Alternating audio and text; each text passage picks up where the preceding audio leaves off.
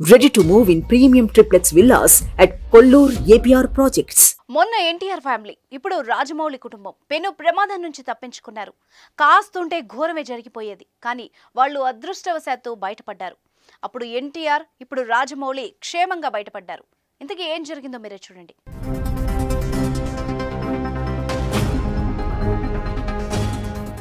జపాన్లో పరిస్థితి ఎప్పుడు ఎలా ఉంటుందో తెలీదు. ఉన్నట్టుండి ఒక్కసారిగా భూమి రెండు ముక్కలుగా విడిపోతుంది.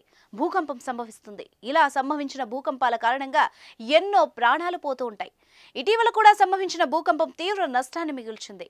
తాజాగా మరోసారి భూకంపం సంభవించగా దాని నుంచి రాజమౌళి ఫ్యామిలీ తప్పించుకుంది. ప్రస్తుతం రాజమౌళి కుటుంబం మొత్తం జపాన్లో ఉంది.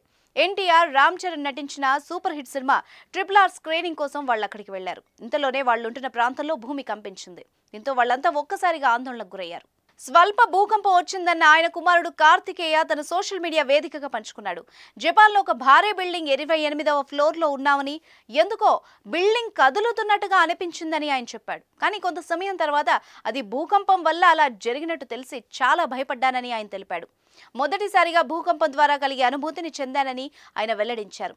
మేం టెన్షన్ పడ్డాం, కానీ జపనీయులు మాత్రం ఎలాంటి ఆందోళన లేకుండా ఉన్నారు. వాళ్ళంతా ఏదో వానజల్లు పడుతుందన్నంతగా తేలిగ్గా తీసుకున్నారని కార్తికేయ చెప్పుకొచ్చాడు. ఈ విషయం తెలుసుకున్న ఆయన అభిమానులు ఆందోళన పడ్డారు.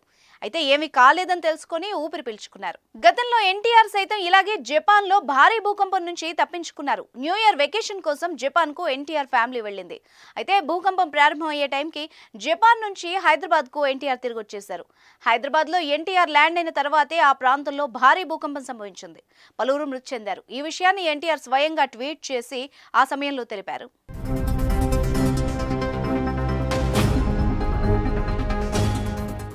సుమన్ టీవీలో మీ పర్సనల్ అండ్ బిజినెస్ ప్రమోషన్స్ కోసం కింది నెంబర్కి కాంటాక్ట్ చేయండి.